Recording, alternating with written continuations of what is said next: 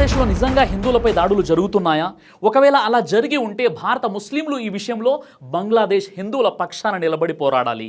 ఒకవేళ అలాంటి దాడులు జరగకపోయినా జరుగుతున్నాయని ప్రచారం చేసినా లేక ఏదో ఒక అరకొర దాడులు జరిగితే ఆ దాడులను పూర్తిగా హిందూ వర్సెస్ ముస్లింగా చిత్రీకరించి తమ స్వార్థ రాజకీయ ప్రయోజనాన్ని లేక తమ మతోన్మాద పైత్యాన్ని బయటకు కక్కేసి చూసారా హిందూ ముస్లింలు భాయి కాదు బద్ధ శత్రువులు అని పుకాలను సృష్టించే దుర్మారులు కూడా ఉంటారనే విషయం ఈ సందర్భంగా మనం మర్చిపోవద్దు.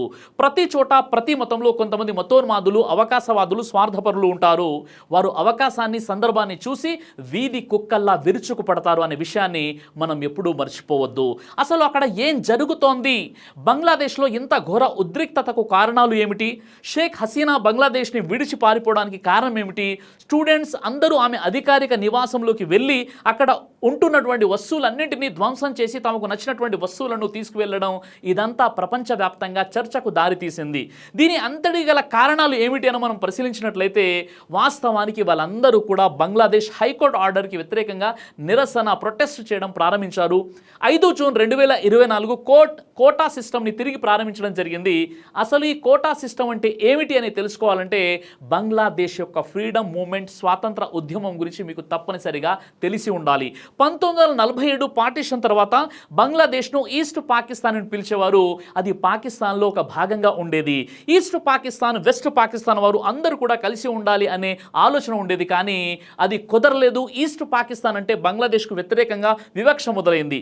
ఈస్ట్ పాకిస్తాన్ అంటే బంగ్లాదేశ్లో ఎక్కువ జనాభా ఉన్నప్పటికీ డబ్బు వెస్ట్ పాకిస్తాన్లో ఖర్చు చేసేవారు. ఈస్ట్ పాకిస్తాన్ అంటే ప్రజెంట్ బంగ్లాదేశ్లో బెంగాలీ మాట్లాడేవారు. కానీ ఉర్దూ వెస్ట్ మరియు ఈస్ట్ పాకిస్తాన్లో అధికార భాషగా మార్చబడింది. ఇలా ఇద్దరి మధ్య వివక్ష క్రమక్రమంగా పెరుగుతూ వచ్చింది. 1970లో భోలా సైక్లోన్ వచ్చింది.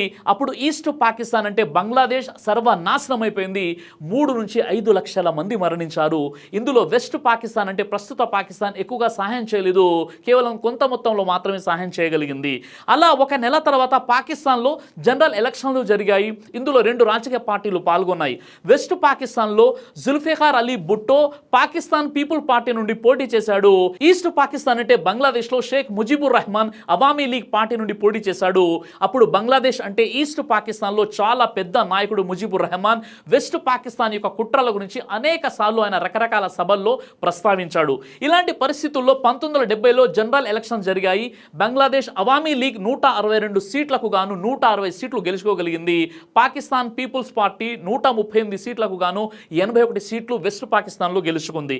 ఇక national assembly Awami League government ఏర్పడుతుంది అని వెస్ట్ పాకిస్తాన్ ఒప్పుకోలేదు. కొంతమంది ముఖ్యమైన లీడర్స్ మరియు పాకిస్తాన్ మిలిటరీ ఆర్మీ అవామీ లీగ్ విక్టరీని గుర్తించడానికి కూడా వారు ఒప్పుకోలేదు. దీనివల్ల ఈస్ట్ పాకిస్తాన్లో అంటే బంగ్లాదేశ్లో షేక్ ముజిబుర్ రెహమాన్ శాసన ఉల్లంఘన ఉద్యమం ప్రారంభించాడు. 7 మార్చ్ 1971 ఢాకాలో రేస్ కోర్స్ గ్రౌండ్లో ముజిబుర్ రెహమాన్ ఒక చారిత్రాత్మక ప్రసంగం చేశాడు. ఆయన అందులో పాకిస్తాన్ ఆఫ్ బెంగాలీస్ అందరూ కలిసి ఉండాలని, అలానే బంగ్లాదేశ్కు స్వాతంత్రం అవసరమని కోరాడు. వీరు చేసే నిరసనలు ఆపడానికి 25 March 1971 west Pakistan forces east Pakistan పై అంటే బంగ్లాదేశ్ పై దండయాత్ర చేసింది. వెస్ట్ పాకిస్తాన్ ప్రస్తుత Pakistan forces operation searchlight launch చేసి అందులో అనేక దేశ పౌరులను హతమార్చడం కూడా జరిగింది. దాని తర్వాత బంగ్లాదేశ్లో ఒక రెసిస్టెన్స్ ఫోర్స్ స్టార్ట్ అయింది.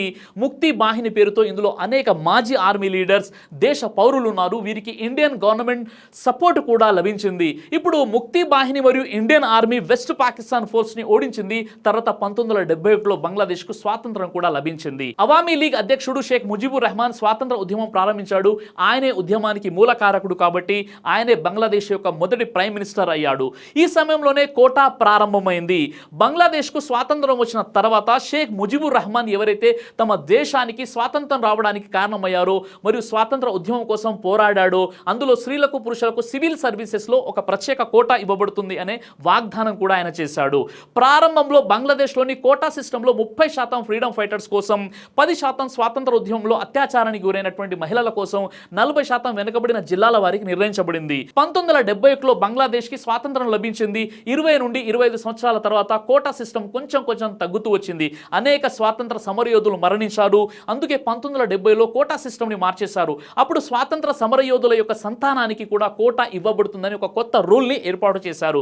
అలానే 2010లో మరో మార్పు చేశారు. ఇప్పుడు స్వాతంత్ర సమరయోధులు మనవళ్ళు మనవరాలకు కూడా కోటా ఇవ్వబడుతుంది అనే రూల్ని ఏర్పాటు చేయడం కూడా జరిగింది. జరిగింది. అంటే 30% స్వాతంత్ర సమరయోధుల పిల్లలకు మరియు వాళ్ళ యొక్క మనవళ్ళు మనవరాళ్ళ కోసం 10% స్త్రీలకు, 10% వెనుకబడిన జిల్లాల వారికి, 5% మైనారిటీలకు, 1% వికలాంగులకి, కేవలం 44% మెరిట్ వారి కోసం ప్రభుత్వ ఉద్యోగాలు ఉండేవి. ఈ కోటా సిస్టంలో చేంజెస్ తేవాలని 2018లో దేశం మొత్తంలో విద్యార్థులు నిరసనలు చేయడం ప్రారంభించారు. 30% ఉద్యోగాలు స్వాతంత్ర సమరయోధుల పిల్లలకు, వాళ్ళ మనవరాళ్లకు ఎందుకు? స్వాతంత్రం అనేది స్వతంత్ర సమరయోధుల ఉద్యమకారులు తెచ్చారు, మరి గ్రాండ్ సన్స్ గ్రాండ్ డాటర్స్కు ఎందుకు ఇస్తున్నారని విద్యార్థులకు చాలా కోపం వచ్చింది. ఈ విషయం బంగ్లాదేశ్ హైకోర్టు వరకు వెళ్ళింది. 8 మార్చ్ 2018 కోటా సిస్టమ్ గురించి హైకోర్టులో పిటిషన్ వేసినప్పుడు హైకోర్టు దాన్ని రిజెక్ట్ చేసింది. కోటా సిస్టమ్ తప్ప లేదా సరైన దాన్ని కోర్టు చెప్పలేదు, కానీ పిటిషన్ వేసిన వారికి కోటా సిస్టమ్కు అసలు ఎలాంటి సంబంధం లేదు. అలాంటి వారు కోటా సిస్టమ్ పై పిటిషన్ ఎందుకు వేశారని కోర్టు తేల్చేసి కూడా ఈ విషయాన్ని చెప్పేసింది. దాని తర్వాత ప్రభుత్వం యొక్క స్పందించిన తీరుపై పూర్తిగా అల్లకల్లోలం ఏర్పడింది. కోటా సిస్టంలో ఏ సమస్య లేదు, ఇది యథావిధిగా కొనసాగుతుంది అని షేక్ హసీనా ప్రకటించింది. చాలా మంది బంగ్లాదేశ్లో షేక్ హసీనాకు ఈ కోటా సిస్టమ్ ఎందుకు అంత ముఖ్యమైనది, ఇది ఎందుకు ఆమె ఎంతగా ప్రోత్సహిస్తుందని భావిస్తూ ఉంటారు.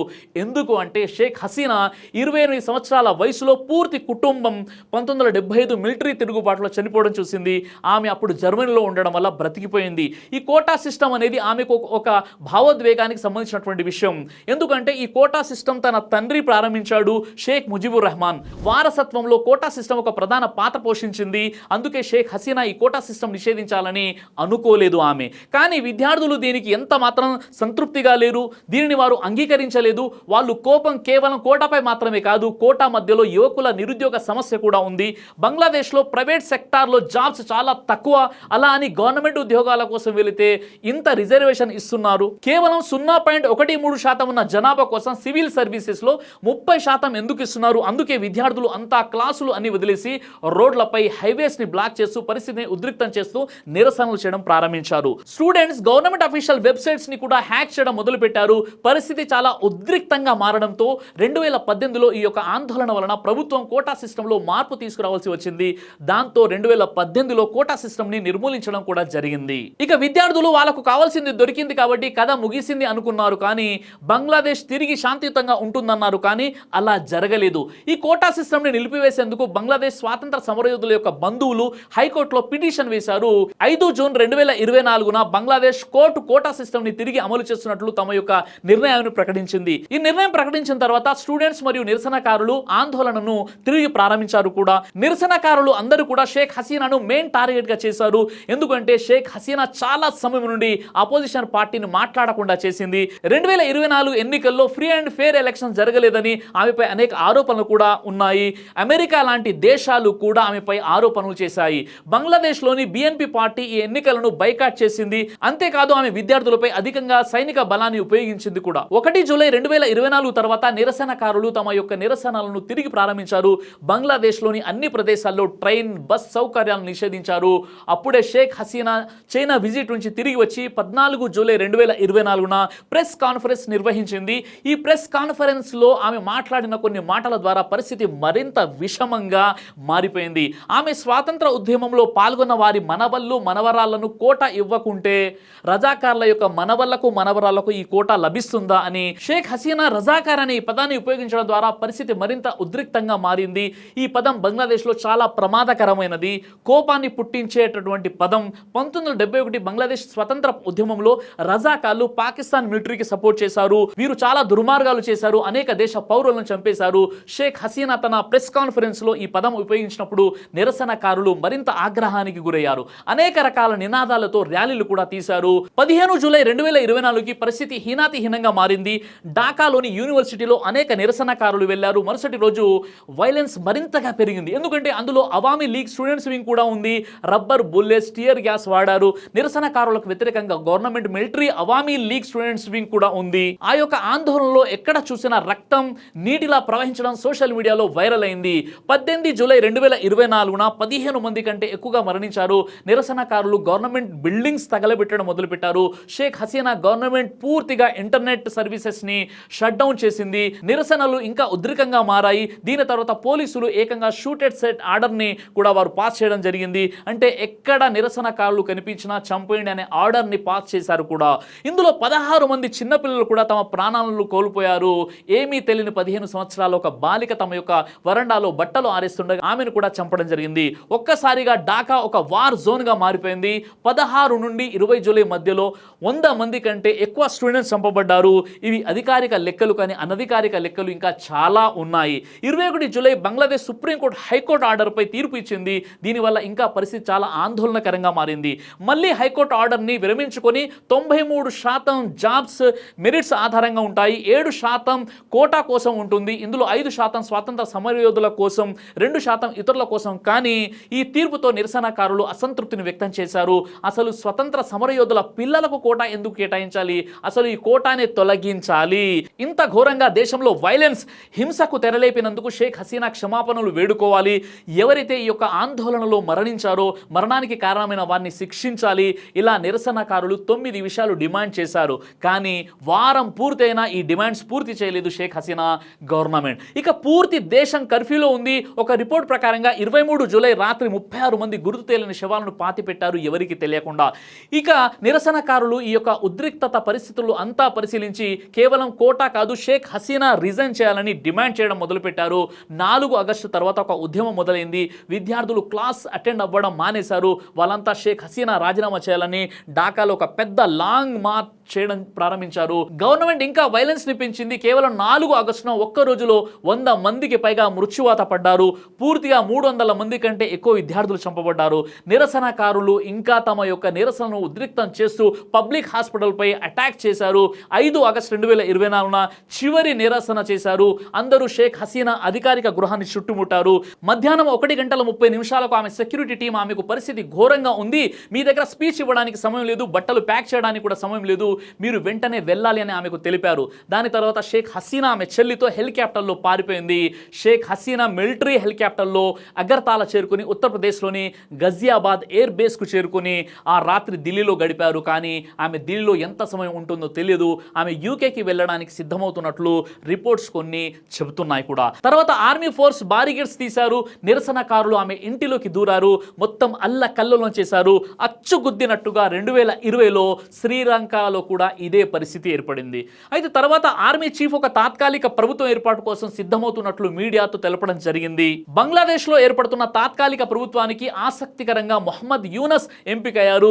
ఈయన ఒక అర్థశాస్త్రవేత్త, నోబెల్ శాంతి పురస్కారం పొందిన ప్రఖ్యాత బంగ్లాదేశ్కి చెందిన వ్యక్తి.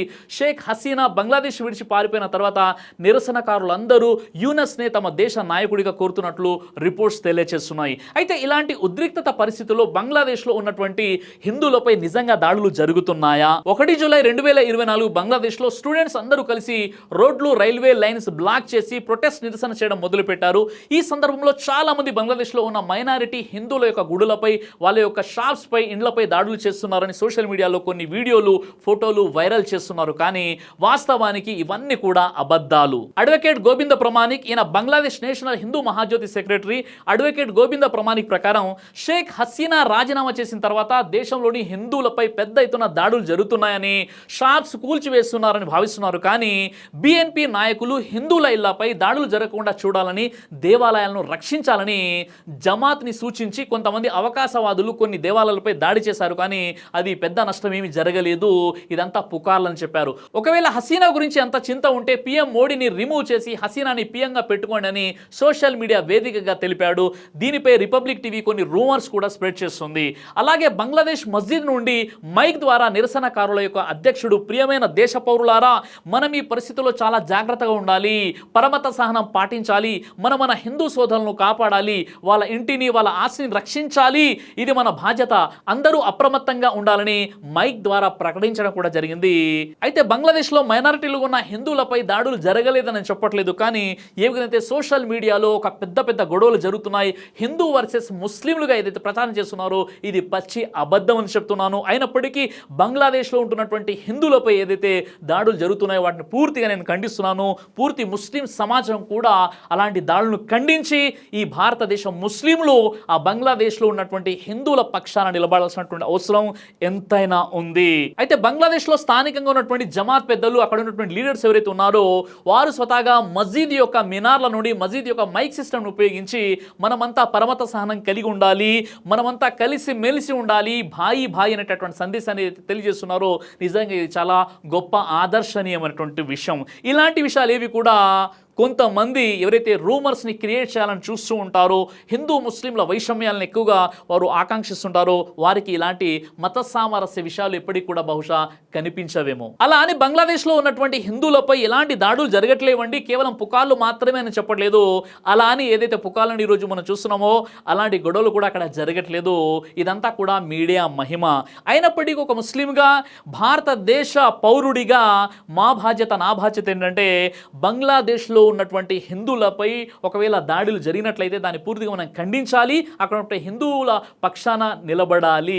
ఇది ఒక ముస్లింగా మన కర్తవ్యం. అయితే చివరికి ఒక విషయం గుర్తుపెట్టుకోండి, పుకార్లు అనేవి శత్రువుల ద్వారా సృష్టించబడి, మూర్ఖుల ద్వారా అంగీకరించబడి, అజ్ఞానుల ద్వారా వ్యాపించబడతాయి. ఈ ముగ్గురులో కూడా మనం ఉండకూడదు. మనకు సాధ్యమైతే దేశ సమైక్యత కోసము, మత సామరస్యం కోసం, విశ్వ మానవ సోదరభావం కోసం మనం ప్రయత్నం చేయాలి. నీకు సాధ్యమైతే, చేతనైతే హిందూ ముస్లింల ఐక్యత కోసం ప్రయత్నం చెయ్యి. అలా కాకుండా ఉన్నట్లయితే మౌనంగా ఉండు. కానీ వైషమ్యాలను, గొడవలను సృష్టించే ప్రయత్నం ఎప్పటికీ నువ్వు చేయకు. విషయం మీకు అర్థమైందని నేను భావిస్తున్నాను. జై హింద్. దైవ ప్రవక్త ముహమ్మద్ సల్లల్లాహు అలైహి వసల్లం వారు తెలియజేశారు, కడుపుకు సంబంధించినటువంటి అన్ని రకాల వ్యాధులకు అద్భుతమైనటువంటి ఔషధం తల్బీనా. ఇది దైవ ప్రవక్త వారి సున్నత్. మంచి ఆహారం, ఇమ్యూనిటీ బూస్టర్, ఇందులో షిఫా ఉంది.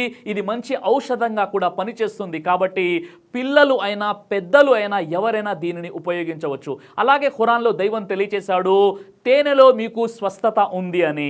కాబట్టి స్వచ్ఛమైనటువంటి తేనె కోసం మీరు సంప్రదించండి. అలాగే షాహీ హల్వాను మీరు తప్పనిసరిగా ఉపయోగించి మీ దాంపత్య జీవితంలో మంచి అనుభూతిని పొందండి. ఇందులో ఎలాంటి సైడ్ ఎఫెక్ట్స్ లేవు. ఇది కంప్లీట్గా హెర్బల్ ప్రొడక్ట్స్తో తయారు చేయబడినటువంటిది. కాబట్టి ఇక్కడ కనిపిస్తున్నటువంటి ఈ నెంబర్స్కి కాల్ చేసి మీరు ఇప్పుడే ఈ ప్రోడక్ట్ని ఆర్డర్ చేసుకోవచ్చు. కొరియర్ ఫెసిలిటీ కూడా ఉంది.